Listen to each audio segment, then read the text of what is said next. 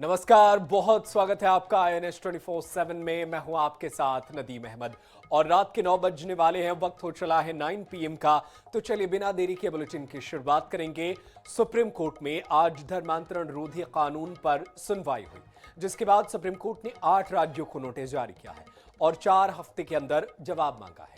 बता दें कि कोर्ट उत्तर प्रदेश, मध्य प्रदेश, हिमाचल, उत्तराखंड, छत्तीसगढ़, गुजरात, हरियाणा, झारखंड और कर्नाटक के कानूनों को चुनौती देने वाली याचिकाओं पर सुनवाई कर रहा था।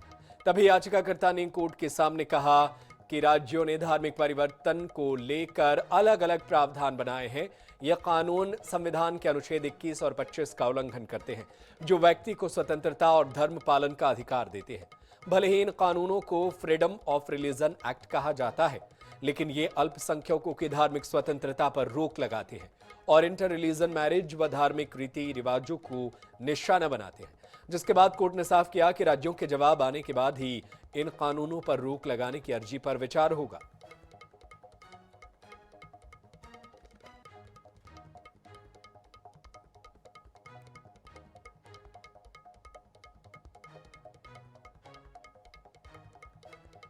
तो सुप्रीम कोर्ट ने 8 राज्यों को कानूनी नोटिस भेजा है। कोर्ट ने उत्तर प्रदेश, मध्य प्रदेश, हिमाचल, उत्तराखंड, छत्तीसगढ़, गुजरात, हरियाणा, झारखंड और कर्नाटक सरकार को नोटिस भेजा है। 4 हफ्तों में सभी 8 राज्यों से जवाब मांगा गया है। याचिकाकर्ता से 2 हफ्ते के अंदर मांगा गया है जवाब। याचिकाकर्ताओं ने धर्मांतरण कानून को असंवैधानिक बताया है और याचिकाकर्ताओं का कहना है कि इन राज्यों में अलग अलग कानून बनाया गया है, जिसकी वजह से जो है कानूनों का उल्लंघन हो रहा है। 4 हफ्ते में इस पूरे मामले में सुप्रीम कोर्ट ने जवाब मांगा है। धर्मांतरण कानूनों पर सुप्रीम कोर्ट में सुनवाई हुई।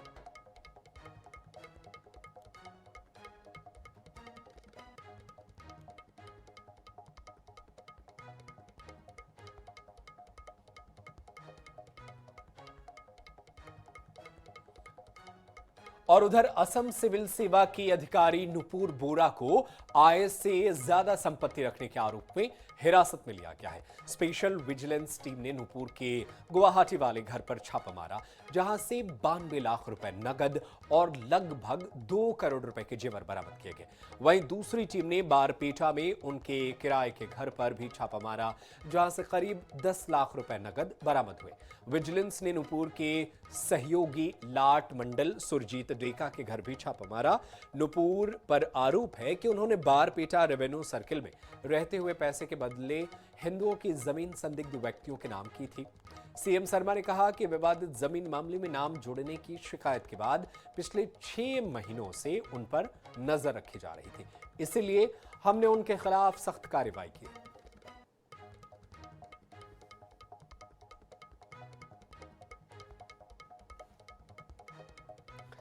तो लैंड स्कैम में फंसी लेडी अधिकारी नुपुर के सहयोगी लाट मंडल के घर पर भी छापेमारी कार्रवाई की गई है। आय से अधिक संपत्ति का मामला है। वर्तमान में कामरूप जिले में सर्किल ऑफिसर के पद पर तैनात हैं। ACS की अधिकारी नुपुर बोरा को गिरफ्तार किया गया है।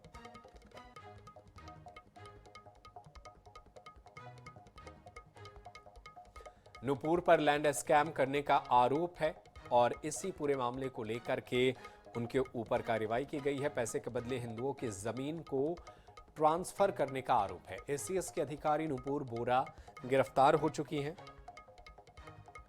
नुपुर के घर से 92 लाख नगद और 2 करोड़ रुपए के जेवर भी बरामद हुए हैं। नुपुर पर आय से अधिक संपत्ति का आरोप लगा है।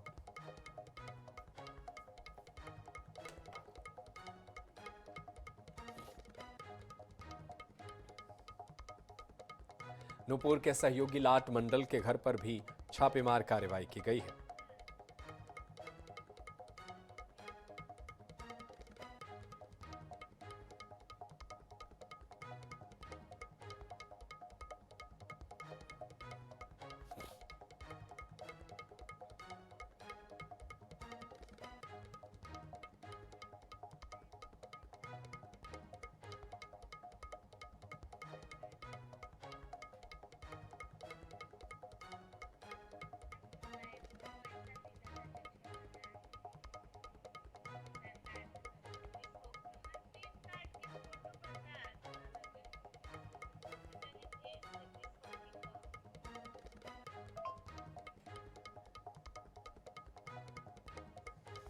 तो लैंड स्कैम में लेडी अफसर फंसी है। किराए के मकान से 10 लाख रुपए बरामद हुए हैं। घर से करोड़ों की ज्वेलरी बरामद हुई है। नूपुर के सहयोगी रहे लाट मंडल के घर पर भी छापेमार कार्रवाई की गई है। वर्तमान में कामरूप जिले में सर्किल ऑफिसर के पद पर तैनात थी नूपुर। एसीएस के अधिकारी नूपुर बोरा को गिरफ्तार कर लिया गया है। तो ये बड़ी खबर, अहम खबर आप तक पहुंचा रहे हैं। आय से अधिक संपत्ति को लेकर के गिरफ्तारी की गई है। इस पूरे मामले में जो है लैंड स्कैम का आरोप है और बताया ये जा रहा है कि हिंदुओं की जो जमीनें हैं उसको संदिग्ध तरीके से ट्रांसफर किया जा रहा था, जिसको लेकर के जमकर सवाल उठ रहे हैं। नूपुर के घर पर स्पेशल विजिलेंस की टीम ने छापेमार कार्रवाई की है और इसके बाद से ये पूरा जो है खुलासा हुआ है। बताया ये जा रहा है कि 92 लाख रुपए नगद जो है घर से बरामद हुए हैं। वहीं 2 करोड़ रुपए के जेवर भी बरामद हुए हैं।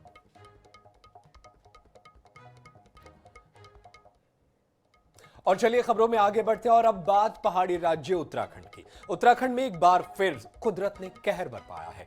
देहरादून के प्रसिद्ध पर्यटन स्थल सहस्त्रधारा में मंगलवार सुबह बादल फटने से भारी तबाही हुई। देखते ही देखते नदियां उफान पर आ गई। सड़कें, पुल और घर पानी में बहते नजर आए। ऋषिकेश में चंद्रभागा नदी उफान पर है और एसडीआरएफ की टीम ने 3 लोगों को रेस्क्यू किया है। चमोली में भूस्खलन के कारण कर्णप्रयाग, नैनीताल और बद्रीनाथ राष्ट्रीय राजमार्ग बंद हो गया है।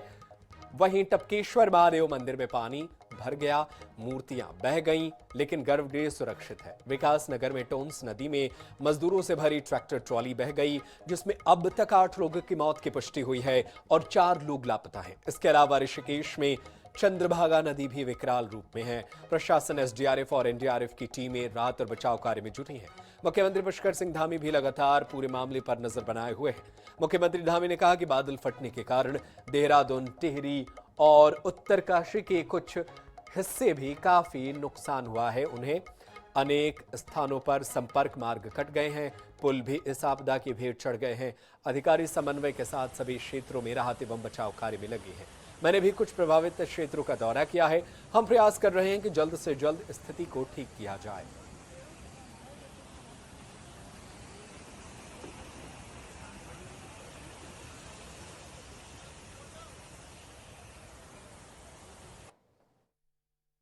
आज कल शाम से ही काफ़ी तेज बारिश होने के कारण से, बादल फटने के कारण से देहरादून जनपद, टिहरी जनपद और उत्तरकाशी के भी कुछ इलाकों में आज काफ़ी नुकसान हुआ है। बड़ी आपदा आई है, बादल भी फटा है, जान माल की भी क्षति हुई है। अनेक स्थानों पर संपर्क मार्ग कट गए हैं, पुल भी इस आपदा की भेंट चढ़ गए हैं। नदियों का जलस्तर काफ़ी उफान पर है। ऐसे पूरे क्षेत्रों का लगभग सभी क्षेत्रों पर सभी अधिकारी जो आपदा प्रबंधन से जुड़े हुए हैं, जिला प्रशासन के हैं, एनडीआरएफ, एसडीआरएफ के लोग हैं, सभी समन्वय के साथ सभी क्षेत्रों में राहत के काम, बचाव के कार्य कर रहे हैं। और चलिए खबरों में आगे बढ़ते हैं। प्रधानमंत्री मोदी 17 सितंबर को धार जिले के दौरे पर रहने वाले हैं। प्रधानमंत्री भैंसला गांव में ही प्रधानमंत्री मित्र पार्क का शिलान्यास करेंगे। इस पीएम पार्क का शिलान्यास होगा। बीजेपी प्रदेश अध्यक्ष हेमंत खंडेलवाल ने कहा कि ये इलाके की तस्वीर बदल देगा। उन्होंने कहा कि सन 2030 तक पीएम के नेतृत्व में हम दुनिया की पहली अर्थव्यवस्था होंगे। तो कल प्रधानमंत्री मोदी धार जिले के दौरे पर रहेंगे, जहां पीएम मित्र पार्क का वो शिलान्यास करेंगे। उसका शिलान्यास की शुरुआत करेंगे। प्रधानमंत्री के नेतृत्व में देश की अर्थव्यवस्था बदल रही है, ये बातें कही हैं बीजेपी प्रदेश अध्यक्ष हेमंत खंडेलवाल ने। कल माननीय प्रधानमंत्री नरेंद्र मोदी जी का जन्मदिन है और वो अपनी लोकसभा या हिंदुस्तान के कई दूसरे इलाकों को छोड़कर यहाँ पहुँच रहे हैं। पहले तो उनके जन्मदिन को कैसे देखते हैं? देखिए, किसी प्रधानमंत्री का जन्मदिन उसके जीवन का एक ऐसा दिन होता है जो वो चाहेगा कि जहाँ पे उनकी जन्मस्थली है, जहाँ से उनको राह दिखाई जीवन की, या जो उनकी कर्मभूमि है, वहाँ मनाया जाए। लेकिन इस जनजातीय अंचल में, हमारे इस पिछड़े हुए क्षेत्र में वे अपना जन्मदिन मना रहे हैं। ये पूरे क्षेत्र के लिए, पूरे प्रदेश के लिए बड़े सौभाग्य की बात है। हम प्रधानमंत्री जी का अभिवादन करते हैं, उन्हें धन्यवाद देते हैं कि वो शायद दुनिया के ऐसे अकेले प्रधानमंत्री होंगे जो जन्मदिन पे कोई बड़ा उत्साह का या कोई बड़ा कार्यक्रम ना करके लोगों को रोजगार की सौगात देने आ रहे हैं। हम सब उनका अभिवादन भी करते हैं और धन्यवाद भी करते हैं। बात करते हैं हम कि आने वाले समय में प्रधानमंत्री मोदी का भी एक सपना है, एक इनकी दिव्य दृष्टि है कि वो दूर तक ये देखना चाहते हैं कि 5 ट्रिलियन इकोनॉमी बनाई जाए हिंदुस्तान को। दुनिया की तीसरी बड़ी अर्थव्यवस्था की तरफ हम बढ़ चुके हैं। ये जो पार्क है, ये पहला पीएम मित्र पार्क है, ये किस तरीके से मदद करेगा इस बड़ी अर्थव्यवस्था को बनाने में? देखिए, 5 ट्रिलियन इकोनॉमी की बात है, तो जब तक हम हर चीज का वैल्यू एडिशन नहीं करेंगे, किसान आज उत्पादन तो करता है लेकिन उसको अपनी चीजों का रेट नहीं मिल पाता, कीमत नहीं मिल पाती। डाइवर्सिफिकेशन होना चाहिए। आज किसान पहले जो हमारी परंपरागत फसलें थी वही उगाता था, लेकिन उससे उतना लाभ नहीं होता था। अब आप देखिए, इस पूरे क्षेत्र में कपास होता है, लेकिन कोई टेक्सटाइल की कोई बड़ी यूनिट नहीं थी, कोई बड़ी इंडस्ट्री नहीं थी, कोई एक्सपोर्ट यूनिट नहीं थी। तो प्रधानमंत्री जी का बड़ा दूर दृष्टिकोण है कि इतना बड़ा टेक्सटाइल पार्क, जिससे बॉम्बे और जो कांडला हमारा पोर्ट है उससे सारी चीज़ें एक्सपोर्ट भी होगी, लोगों को रोजगार भी मिलेगा, इनडायरेक्टली 3 लाख को मिलेगा, लेकिन 6 लाख किसानों को लाभ होगा। तो हमारे किसानों की अगर हमें आर्थिक स्थिति बदलेंगे, इंडस्ट्रियलाइजेशन करेंगे, तो आने वाले दिनों में वैसे भी दुनिया की सबसे तेज गति से बढ़ने वाली अगर कोई अर्थव्यवस्था है तो भारत है।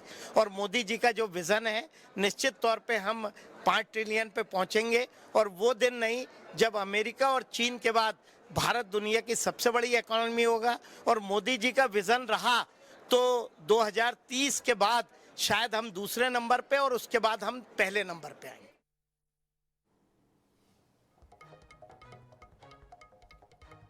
मध्य प्रदेश की राजनीति में इन दिनों ग्वालियर चंबल इलाका सुर्खियों में है। करीब 1.5 साल बाद सिंधिया ग्वालियर चंबल में फिर से एक्टिव हो गए हैं।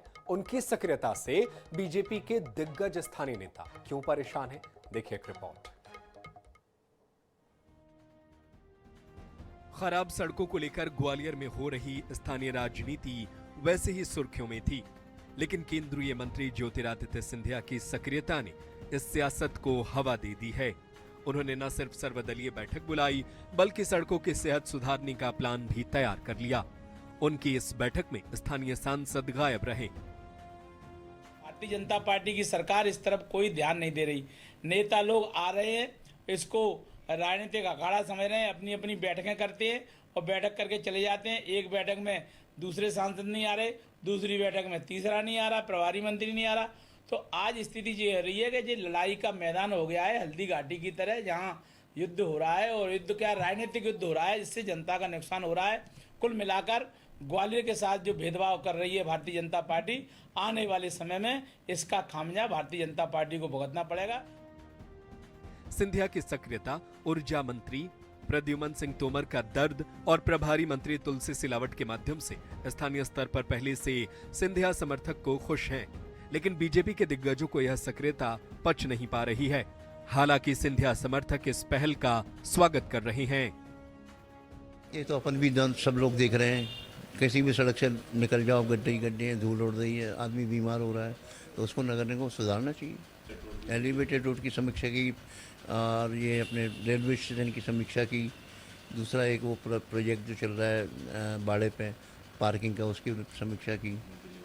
अब उसके लिए वो उनके अधिकारी भी थे, उनके कॉन्ट्रैक्टर भी, उनको भी बोला है कि आप इसको समय सीमा पर पूरा।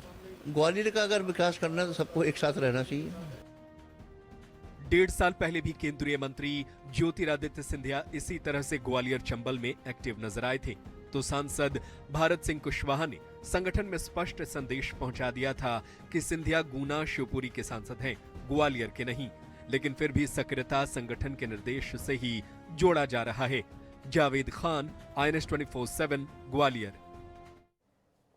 और इंदौर में हुए हादसे को लेकर मुख्यमंत्री डॉक्टर मोहन यादव ने कड़ा रुख अपनाया है। उन्होंने मौके पर घायलों और पीड़ित परिवारों से मुलाकात की और उन्हें ढांढस बंधाया। मुख्यमंत्री ने कलेक्टर कार्यालय में मीडिया को अधिकारियों पर एक्शन की जानकारी दी। वहीं पीएम के बदनावर दौरे पर भी जानकारी साझा की। मुख्यमंत्री डॉक्टर मोहन यादव ने कहा कि यह दुर्घटना अत्यंत दुखद थी।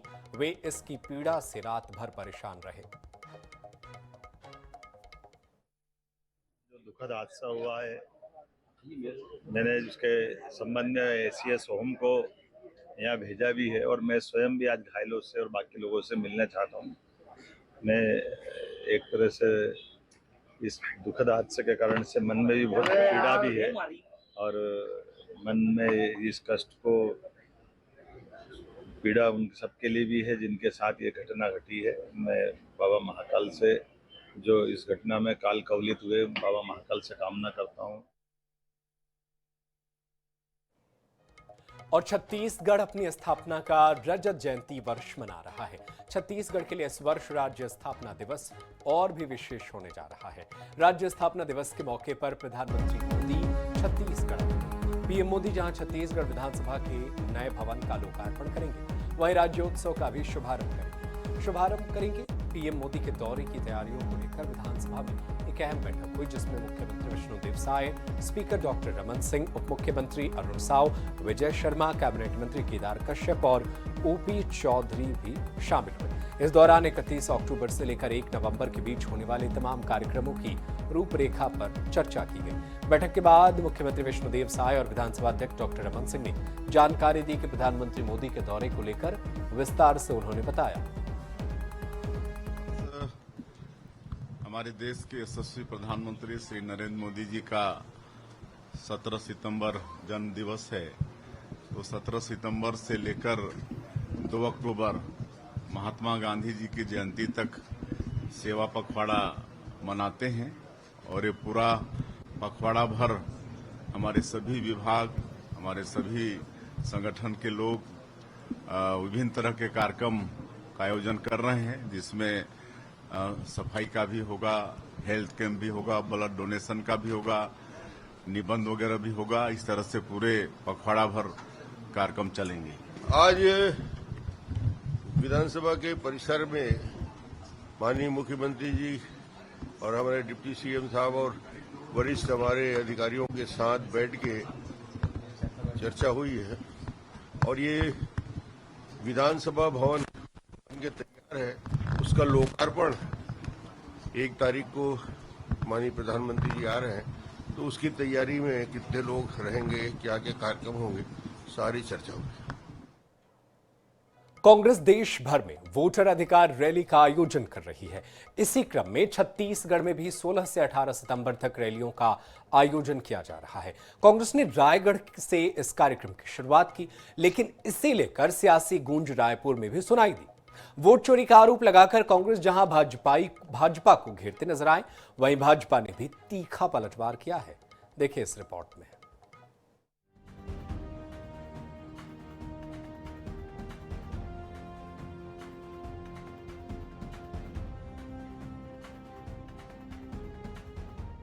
रायगढ़ से कांग्रेस की वोटर अधिकार रैली की शुरुआत हुई। प्रदेश प्रभारी सचिन पायलट समेत कांग्रेस के तमाम दिग्गज नेता रैली में शामिल हुए। 3 दिनों की रैली, सभा, पदयात्रा के माध्यम से कांग्रेस छत्तीसगढ़ में वोट चोरी के आरोपों को जन जन तक पहुंचाना चाहती है। वहीं कार्यकर्ताओं को रिचार्ज करने की कोशिश भी कर रही है। कांग्रेस की कोशिश है कि रैलियों के माध्यम से कांग्रेस की एकजुटता प्रदर्शित हो। यही वजह है कि रायगढ़ से लेकर कोरबा, मुंगेली, राजनांदगांव से लेकर दुर्ग, भिलाई तक कई कार्यक्रम तय किए गए हैं। इन कार्यक्रमों में प्रदेश प्रभारी सचिन पायलट शामिल हो रहे हैं। वे लगातार वोट चोरी के आरोप लगाते हुए इलेक्शन कमीशन के खिलाफ सवाल उठा रहे हैं। दूसरी ओर भाजपा के तमाम दिग्गज वोट चोरी के आरोपों को जनादेश का अपमान बता रहे हैं। राहुल गांधी और कांग्रेस पर तीखा हमला बोल रहे हैं। और छत्तीसगढ़ के अंदर हम लोगों ने एक पूरे दर्जन भर जिलों के अंदर हम यात्राएं कर रहे हैं, मोर्चा निकाल रहे हैं, पद यात्राएं करेंगे और जनसंपर्क कार्यक्रम बनाएंगे पब्लिक को अपने साथ लेकर, क्योंकि ये जनता की लड़ाई हम लड़ने जा रहे हैं। और खड़गे राहुल गांधी जी ने ये बीड़ा उठाया है संविधान की रक्षा करने का, उसमें कांग्रेस पार्टी पीछे नहीं हटेगी। ये कन्फ्यूजन पैदा कर रहे हैं कि वोट चोरी हो गई, तो कभी बोलते हैं कि ईवीएम खराब था। ये जो है सीधा सीधा अपनी हार को स्वीकार नहीं करते हैं। तरह तरह के लोग अपना आंदोलन बीच में चला था, क्या भारत जोड़ो आंदोलन, रैली, तो तरह तरह के करते रहते हैं लोगों को कन्फ्यूज करने के लिए। अलग अलग तरीके से कोशिश करती है कि लोगों को हम किस तरीके से भड़काएं या फिर भटकाव की स्थिति लाएं, लेकिन वो सफल नहीं हो पाते क्योंकि उनका जो अस्तित्व है वो देश में भ्रष्टाचार और आपराधिक गतिविधियों को बढ़ावा देने का रहा है। कांग्रेस के इस आंदोलन का क्या संदेश जनता तक पहुंचता है, अब यह देखने वाली बात होगी, क्योंकि बिलासपुर में कांग्रेस ने सभा तो वोट चोरी के मसले पर की थी, लेकिन नेताओं के बीच कलह की चर्चा उससे ज्यादा रही। ऐसे में अब सबकी निगाहें आगे के कार्यक्रमों पर टिकी है। रायपुर से INS 24/7 के लिए गौरव शर्मा की रिपोर्ट। और रायपुर में 17 सितंबर को भारत गोल्फ महोत्सव की ओपनिंग सेरेमनी है, जिसमें शामिल होने के लिए बॉलीवुड अभिनेता रणदीप हुड्डा रायपुर पहुंचे हुए हैं। इस दौरान हमारे सहयोगी ने उनसे खास बातचीत की, सुनिए क्या कुछ कहा उन्होंने। 17 सितंबर से राजधानी रायपुर में भारत गोल्फ महोत्सव की शुरुआत होने जा रही है और फिल्म अभिनेता रणदीप हुड्डा भी रायपुर पहुंचे। सर, रायपुर आकर के कैसा लग रहा है? बहुत अच्छा लग रहा है। ये गोल्फ इंडिया का बहुत ही अच्छा इवेंट है जिसमें आर्यवीर जी ने बहुत अच्छी तरह से ऑर्गेनाइज किया है। कल प्राइम मिनिस्टर जी के जन्मदिन पे बहुत सारे इनिशिएटिव्स गोल्फ महोत्सव के साथ लिए जाएंगे, जैसे plantation drive and anti obesity drive और मेक इन इंडिया के ऊपर काफ़ी ध्यान दिया जाएगा with lot of people from the army. Army के वेटरन्स को सम्मानित किया जाएगा।